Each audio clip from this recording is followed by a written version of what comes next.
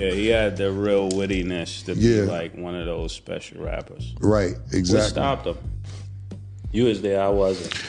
Well, Killer gets real about Juelz. This is Fresh Hip Hop Opinion with your guy Oleezeh. Don't forget to subscribe. So, Cameron and Mace were on $1 Million Worth of Game podcast with Gilly and Wallow, and they had to pick their top 5 Harlem rappers of all time. Juelz Santana was brought up in conversation. Mace asked Cam why Juelz didn't really reach his potential, basically, of being that Jay-Z level, which is what Mace felt like Juelz could have been. Here's what Cam's response was. Juelz could have really been like, he could have been Hov level. Real talk, he had it, and he had it at a young age. He could have been a leader of everything that's going on outside right now. He could have been all these young father, uncle, whatever you want to call it. Like, that's how much, because the chicks liked him. He could rap. He was fly. He had every element that you needed to be that. Yeah, he had the real wittiness to be like one of those special rappers. Right, exactly. What stopped him? You was there, I wasn't. Well, Wells will sit there with 300 songs on his hard drive and won't put it out. If you follow Juelz now on his Instagram, I haven't spoken to Juelz in a while, but he'll tell you next month, so-and-so is coming out. Next month, so-and-so is coming out. So next month, so-and-so, it doesn't come out. If you think about it, he wanted to get out his deal with me. He's like, I'm not putting out no music till I get out the deal with Cam, and then I'll put my album out. And he been out the deal since 2008. He started put little mixtapes out here and there, but he hasn't put out like a real project. So I'm not gonna say he doesn't have great work ethic. I don't know what it is once he got the songs done, why they don't come out. I speak to his brother all the time, and he's sitting there with 800 songs in a hard drive. So I have no idea, but once he wanted to get out his deal with me, I made it happen. And I just decided we still brothers and still cool, but I have nothing to do with as far as your music career. We used to have to lock Juelz in the house, straight up and down. When he's 15, 16, you don't want to go to school, you ain't going outside, you come with us to the club. Yo, you did them songs, all them songs that you hear, the bangers, was forced. Yo, write the song, my nigga, write the song, but it got to a point where I can't treat you like you're a grown man now. I can't yell at you, I can't scream at you. All them hits, gangster music, Santana's Town, all the hot Hey Ma was when we about to walk out to the club. We had crib in Chicago, and he'd be like, come on. I'd be like, did the 16? He'd be like, da-da-da. You're not coming out until you finish the song. You're not going. And that's how the songs came about. So when we start working together, I'm not saying the work ethic I put, but for some reason it's not translating into the public hearing it. Like I said, you go to this page now, every month he's saying something's coming out, something coming out. And the reason I know this because I'm waiting, I'm a fan. I'm sitting there saying, when's the shit coming out? Because I would like to hear it. But it just doesn't come out for us. So I would put him had a big L, definitely. Wow. Cam gave a real intensive and extensive answer to that question. I think he went on a bit longer than most people would even expect.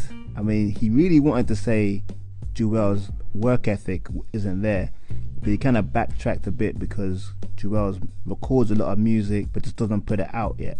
So there's something like maybe Juelz's drive, his ambition isn't quite there to put out a project. Because 2008 to be out of your contract and not put out any music is quite a long time. I mean, Juelz did have some sort of like drug issue at one point. He was drinking lean, I think. That's how he lost all his teeth. But he's got it back. But who knows why Juelz is not putting out music. But I have a feeling that Juelz won't like Cam's answer. And you kind of get the feeling that they don't really get along much anymore. Because Cam said he hasn't spoken to Juelz in a long time. But he says he speaks to Juelz's brother regularly, on the regular. So that just seems a bit lopsided. Why would you speak to the brother more than you speak to Juelz? I feel like Juelz won't like how Cam kind of insinuated that he might not have the work ethic, and kind of pointing out to the people or the fans that Juelz hasn't got that drive because he's been out of his contract since 2008 and hasn't put out any music. I wonder what he does for money then. He must just perform and get money from shows. I don't know about you lot. Let me know in the comments if you agree with me. But when he mentioned that whole thing about used to shout at Juelz to do a song and saying that they can't come out to the club unless you do write the verse or do the song, and then he let a girl, then they'd bring some girls back for him. I thought that it was kind of like talking like he's a little boy. Even though he was young, I don't think the age gap between Juelz and Cam is like that big to be acting like you're like his daddy. You get me? But I can understand that there is a little friction there between them. I mean, Cam probably felt like he'd done a lot for Juelz, and for him to like say, hey, I want to come out my contract, I'm not putting out an album till I get out my contract, Cam probably felt a bit offended in a little way. And you can kind of see it when they did the whole Dipset versus the Lox versus that the Dipset didn't have any real camaraderie and closeness and bond. You could tell in their performances, whereas the Lox were like, they knew everybody's routine, everything down to the T. But anyway, that's just my feeling about how Cam came off. I don't. If I was Juelz, I wouldn't have liked what Cam was saying and how he said it.